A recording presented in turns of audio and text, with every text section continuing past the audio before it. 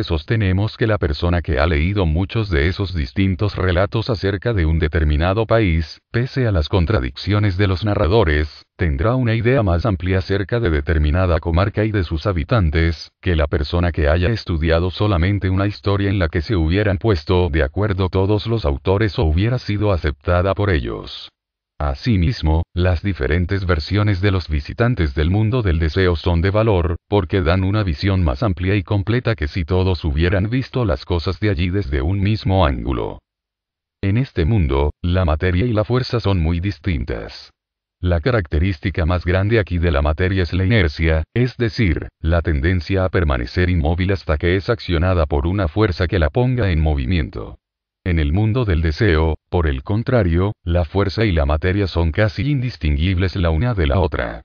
Nosotros casi podemos describir la materia de deseos como fuerza que la ponga en movimiento incesante, respondiendo al sentimiento más ligero de una vasta multitud de seres que pueblan este maravilloso mundo de la naturaleza. Nosotros a menudo hablamos de los prolíficos millones de China o de la India, o bien de nuestras ciudades populosas, tales como Londres, Nueva York, París o Chicago, considerándolas de una densidad extrema. Sin embargo, la población más densa de cualquier punto de la Tierra está muy deshabitada si se la compara con las densidades y apiñamiento del mundo del deseo.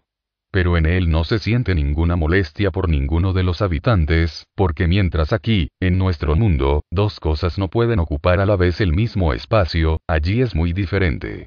Pueden existir multitud de personas o de cosas en el mismo lugar y en el mismo momento, y estar ocupadas en las actividades más distintas, sin molestarse en lo que hacen, pues de tal maravillosa elasticidad es la materia de deseos.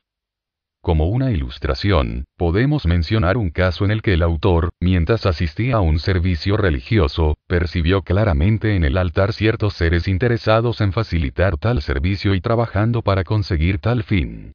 Al mismo tiempo cruzó la estancia y pasó por el altar una mesa a la cual 4 personas estaban jugando a las cartas. Estos seres se mostraban tan ajenos a la existencia de los que se dedicaban a atender al servicio religioso, como estos hacia ellos, tal si no existieran los unos para los otros.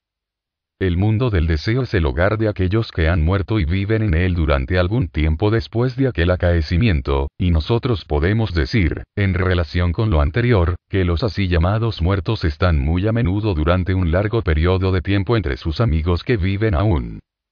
Invisibles para sus relaciones, se mueven entre ellos y habitan los cuartos familiares.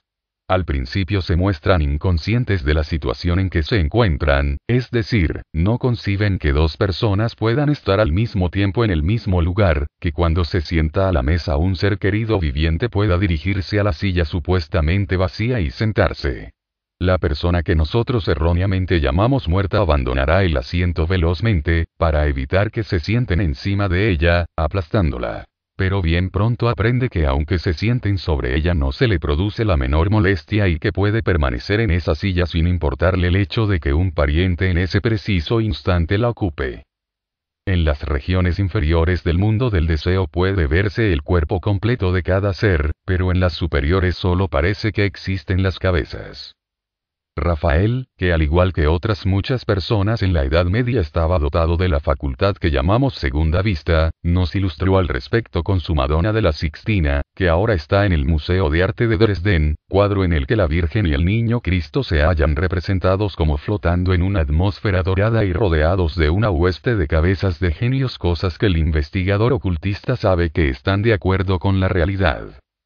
Entre las entidades que son, por decirlo así, nativas de aquel plano de la naturaleza, ninguna es quizá mejor conocida para el mundo cristiano que los arcángeles. Estos seres exaltados fueron humanos en los remotos tiempos de la tierra en que nosotros éramos semejantes a las plantas en formación. Desde aquel entonces hemos adelantado 2 pasos a través de los estadios del desenvolvimiento animal y humano. Los actuales arcángeles han hecho asimismo 2 avances en su progreso. Uno, por el cual fueron semejantes a lo que son ahora los ángeles, y otro, por el que llegaron a ser lo que ahora son arcángeles. Su cuerpo más denso, aunque difiere del de nosotros en forma y está hecho de materia de deseos, es usado por ellos como un vehículo de conciencia y de la misma manera que nosotros usamos nuestro cuerpo. Son manipuladores expertos de las fuerzas del mundo del deseo, y estas fuerzas, como ahora veremos, mueven toda la acción del mundo. Por lo tanto, los arcángeles trabajan con la humanidad industrial y políticamente, como árbitros del destino de los pueblos y naciones. Podemos decir que los ángeles son los espíritus familiares, cuya misión es la de unir unos pocos espíritus como miembros de una familia y acoplarlos con los lazos de la sangre y el amor de la especie, mientras que los arcángeles pueden ser llamados los espíritus raciales y nacionales, porque ellos unen a las naciones por el patriotismo y el amor al hogar y al país. Son los responsables de la elevación o la caída de los pueblos, dan paz o guerra, victorias o derrotas. Es decir, lo que sirva mejor a los intereses del pueblo al que rigen. A este respecto tenemos un ejemplo en el libro de Daniel, donde se dice que el arcángel Miguel, que no debe confundirse con el Miguel, embajador del sol en la tierra, es llamado el príncipe de los hijos de Israel. Otro arcángel dice a Daniel en el capítulo 10 que él intenta luchar con el príncipe de Persia por medio de los griegos. Hay diversos grados de inteligencia entre los seres humanos. Algunos están capacitados para ocupar posiciones elevadas y sublimes, enteramente fuera del alcance de otros. Así pasa con los seres superiores. No todos los arcángeles están preparados para gobernar una nación y regir los destinos de una raza, pueblo o tribu. Algunos hay que no están preparados para guiar a los seres humanos. Pero, como los animales tienen también una naturaleza de deseos, estos grados inferiores de arcángeles gobiernan los animales como espíritus grupos y se desenvuelven por ello a mayor capacidad. El trabajo de los espíritus de raza es observado fácilmente en el pueblo que gobiernan. Cuanto más bajo en la escala de evolución es un pueblo, tanto más muestra sus características raciales. Esto es debido a los espíritus de raza. Un espíritu nacional es la causa del cutis moreno común de los italianos, mientras que a otro se debe que los escandinavos sean rubios, por ejemplo. En los tipos más avanzados de la humanidad hay una gran diferencia con el tipo común, debido a la individualización del ego, el cual de este modo expresa en forma y rasgos su idiosincrasia particular. Entre los tipos más inferiores de la humanidad, como los mongoles, los negros nativos de África y los isleños del Mar del Sur, es tal el parecido de los individuos de cada tribu que hace casi imposible al occidental civilizado el distinguirlos entre ellos. Entre los animales, donde el espíritu separado no está individualizado ni tiene conciencia propia, el parecido no está marcado solo físicamente, sino que se extiende a los rasgos y características. Nosotros podemos escribir la biografía de un hombre, porque las experiencias de cada uno difieren de las de los otros, y sus actos son distintos, pero no podemos escribir la biografía de un animal. Pues todos los miembros de cada jauría, tropilla, piara, etc., actúan de igual modo en circunstancias semejantes.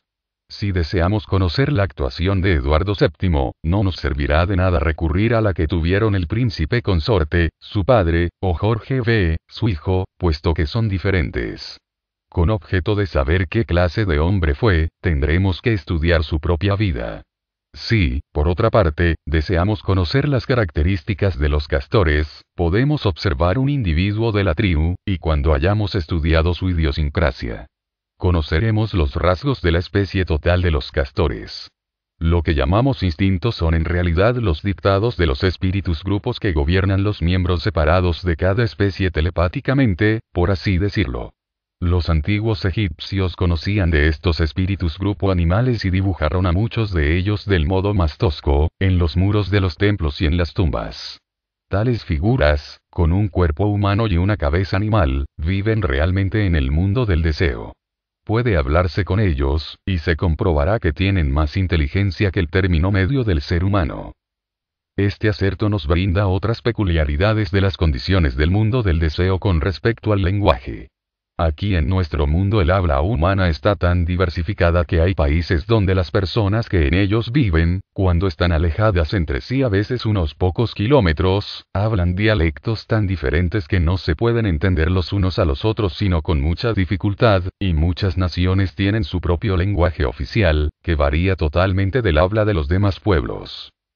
En las regiones inferiores del mundo del deseo hay las mismas diversidad de lenguas que en la tierra, y los llamados muertos de una nación se ven imposibilitados de conversar con quienes vivieron en otro país. De